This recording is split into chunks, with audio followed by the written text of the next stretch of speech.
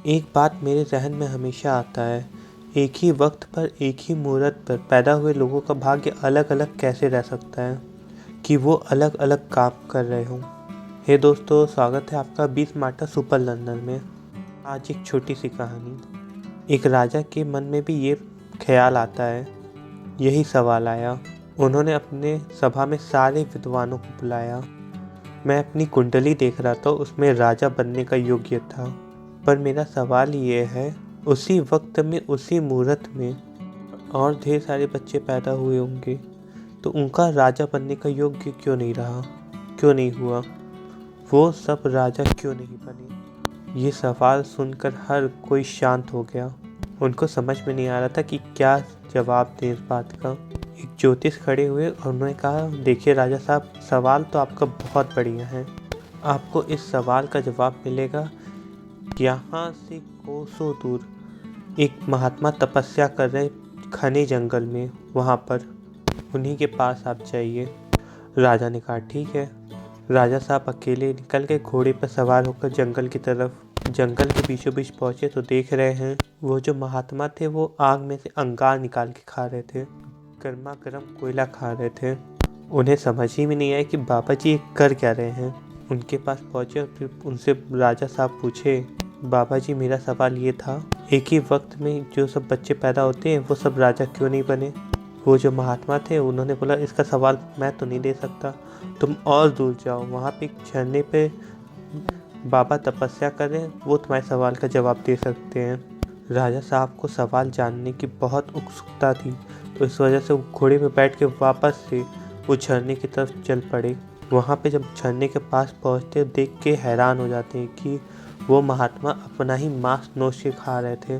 राजा से ये दृश्य देखा नहीं गया, फिर भी हिम्मत करके पहुँचे और पूछे बाबा जी से, एक ही वक्त पे जो बच्चे पैदा हुए उनका एक जैसा भाग्य क्यों नहीं है? महात्मा को और गुस्सा आ गया, मूर्ख इंसान, यहाँ से निकल जाओ। यहाँ से दूर एक गांव मिलेगा, वहाँ पे एक 4-5 साल का बच्चा मरने वाला है, वही बच्चा तुम्हारे सवाल के जवाब दे सकता है। जल्दी जाओ, वो बच्चा मरने वाला है। राजा को समझ में नहीं आया कि ये खेल चल क्या रहा है। 2 महात्माओं से मुलाकात, अब तीसरे बच्चे से मिलने वाला हूँ जो मरने वाला है। घोड़े पर सवार होकर फिर से राजा पहुँचा उस गाँव में।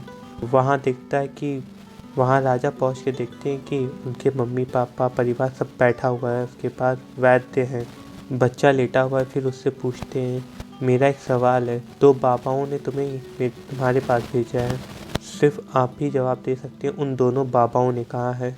वो बच्चा हंसते हुए बोला, राजा, वो जो 2 महात्मा मिले और मैं जो हूँ, 7 जन्म पहले हम चारों राजकुमार थे। एक बार जंगल में भटकते भटकते भूखे प्यासे घूम रहे थे, तभी हमें आटे की पोटली मिल गई और हम चारों ने रोटियां बना ली। हम खाने ही वाले थे, तभी वहाँ पे एक बाबा जी आ गए थे। बाबा जी ने कहा, मुझे खाने के लिए एक रोटी दे दो। जो हमारे भैया सबसे बड़ी, जिन्होंने आपने देखा वो अंगार खा रहे थे, उन्होंने कहा, मैं तुम्हें क्यों दूं? अगर तुम्हें दे दूंगा तो मैं क्या खाऊंगा? दूसरे वाले ने बोला, मैं तुम्हें रोटी नहीं दे सकता, अगर मैं तुम्हें दे दूंगा तो क्या मैं अपना मांस नोच के खाऊंगा? तीसरे वाले की यानी कि मैंने बोला, मैं नहीं दे सकता पापा, मैंने भी उसको रवाना कर दिया। चौथे वाले राजकुमार आप थे, तो आपने अपनी रोटी में से आधी रोटी उन बाबा को दे दी। वो बाबा जी ने कहा, तुम्हारे कर्म और तुम्हारे व्यवहार के अनुसार ही तुम्हारे आने वाले जन्म में तुम्हें फल मिलेगा, इसीलिए आप आज राजा हैं। उन 2 का हाल और मेरा हाल तो आज आप देख ही रहे हैं। जिंदगी में किस बड़ी कमाल की बात किसी ने कही है, गलत पासवर्ड से एक छोटा सा मोबाइल नहीं खुलता, गलत काम से आपकी किस्मत का दरवाज़ा कैसे खुलेगा। Thank you for watching video अच्छा लगे तो लाइक कीजिए, ऐसी और वीडियो के लिए चैनल सब्सक्राइब कीजिए।